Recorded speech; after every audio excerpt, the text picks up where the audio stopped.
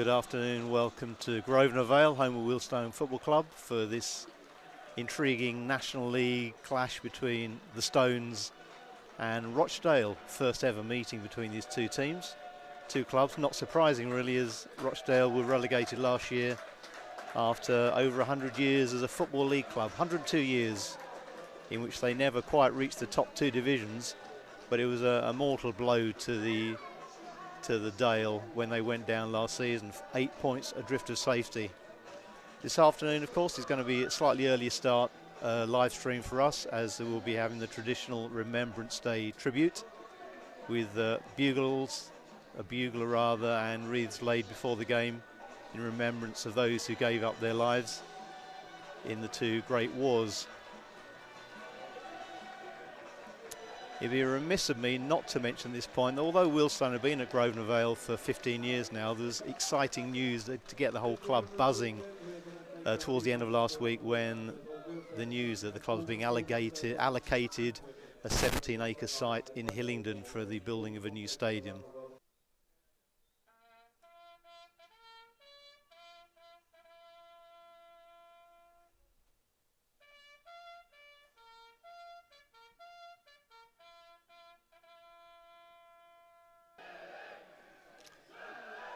Rochdale making a decent fist of a playoff thrust this season. Wealdstone down in 18th place, but there's only 4 points between them. And there's Jed Ward. Well, it's a goal for Rochdale, and it's Cairo Mitchell who capitalised on a whole heap of uncertainty by the Wealdstone goalkeeper Jed Ward. He came, he stopped, he came, he stopped, and Mitchell needed no invitation. They just rolled the ball into an empty net, and a dreadful start for the Stones, wonderful start for the Dale. 11 minutes gone, Wealdstone 0, Rochdale 1. And a pretty flat atmosphere at the moment. Grosvenor Vale, Wealdstone traditionally do far better kicking down the slight slope from left to right towards the Buller stand. Here's a good ball over the top though. Max Kretschmar plays the ball across the box, and a dart was in a great position, and a terrific strike by the ex-QPR striker, and an equally wonderful save by Louis Molden, strong right hand. Durand Clayton, and Max Kretschmar is down injured in the centre circle. Referee's not interested. Good ball to Mitchell. Mitchell snaps his shot off, but that's easy for goalkeeper Jed Ward, and now the physio is going to come on for the Stones. This will be the third game without defeat. They drew at home with Gateshead 2-2, and then, as I mentioned earlier, got the 3-2 win at Hartlepool last weekend with 3 goals in the first half. Storming start from Jimmy McNulty's men.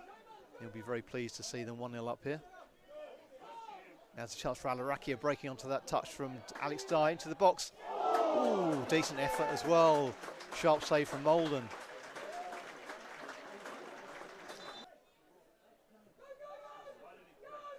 Molden's being charged down by Darkwa, but he plays the ball up to Mitchell. That's his normal target. Very clever at holding the ball off. In fact, he does the job that Tavon Campbell would have normally been doing today for Wealdstone. And they break, and here's Mitchell again trying to find an opening. A decent effort from range by Ryan East, and the touch came from Jed Ward to flick it over the crossbar. And Adam Clayton, as I mentioned earlier, wealth of experience for Middlesbrough and Leeds amongst others. He rolls the ball along, but Darkwa is there to defend that very easily. Very similar to the corner that Wealdstone didn't make work about 10 minutes earlier, but here's a good run through from Hayes, skipping through. Is he going to go off his left foot? He does, and that's a tremendous effort. Well, that was worthy of a goal. Best effort, I would say, of the first half, apart from our Darkwas maybe at the other end. Good ball in. That's a dangerous area. Mike Robiero, one possession of Darkwa with a snapshot. He's had 2 decent efforts now in this game, and that was a good save by Louis Molden. It's Ashley Charles over the ball. I think it's going to be a conventional corner. Played in towards the back of the box. Barker trying to lay it off, but it runs to Taran Alarakia, former Crawley midfielder. Inside, outside, he did well there. And a good shot, ball in, and Jack Cook has deflected the equaliser into the Rochdale neck from a tricky angle. Came off the outside of his right knee, I think. Well, an outlandish goal from Wealdstone's 5th corner of the game. And Rochdale look in stunned disbelief as the ball from Kyle Smith ricocheted really off the outside of the right knee of Jack Cook, who's claiming that that was a natural finish. But the ball has ended up in the Rochdale net, no chance for Louis Molden. I think Jack Cook was only about 6 yards out, so no chance for the Rochdale keeper to react. Smith loses possession though, and referee with a good advantage after Charles's tackle. Good running by Adam Clayton. Here's Kian Hayes, I think, on the right, coming inside 2 or 3 challenges. He plays inside to East, and he scores a goal for Rochdale. And the Dale go 2-1 up. Good finish by Ryan East. And I think the referee is going back. No, I think he's going to come back to book a Wealdstone player. Indeed, he's booked Ashley Charles.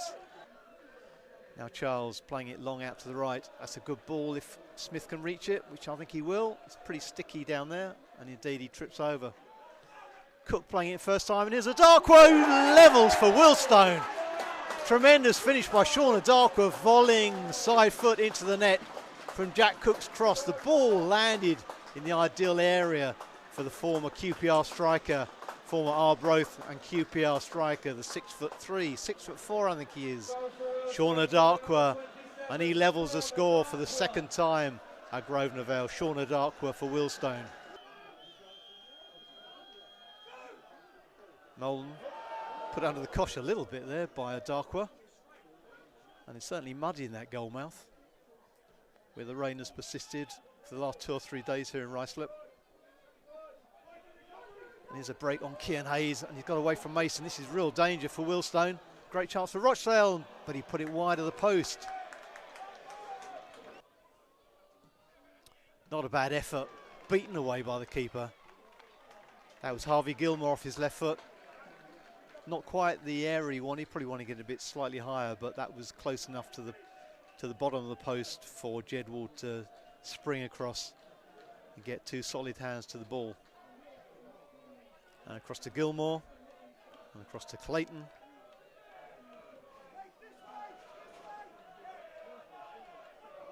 Duro to Devante Rodney. He's a dangerous character, and he's carried the ball through. Decent pass back, it's broken loose, and here's Hayes driving the ball. Goal was surely Henderson, no, and a great block. Great block by Kyle Smith for Wealdstone there, and the ball hasn't actually gone out. It's stuck in the wet grass by the touchline. My money's on Smith, indeed it is. Play towards the back of the box. Free header for Charlie Barker, but wide of the post. Al-Raki, good work down the left. He's found by the pass from Charles, and he nearly fiddled the ball past Ebanks Landell, but the ball goes out for Wealdstone, thrown on the far side.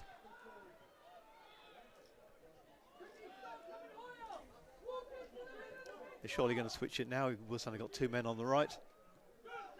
Now Cook, and now Cook can drive, and he gets the ball through to Ferguson, and the referee let him play go on. That's a good decision. Smith across the box.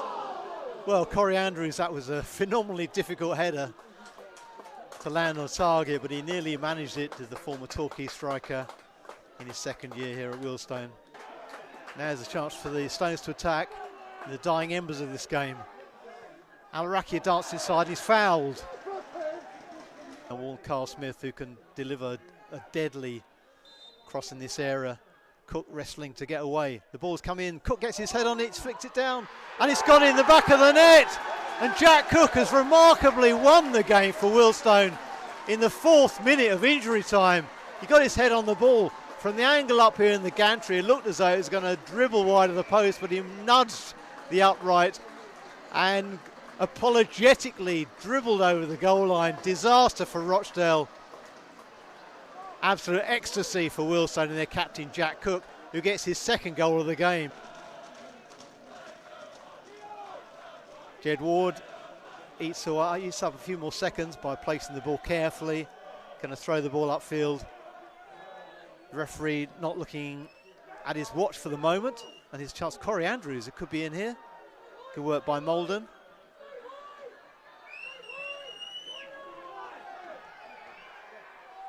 And a good header by Charlie Barker from that long kick from Molden. Rochdale.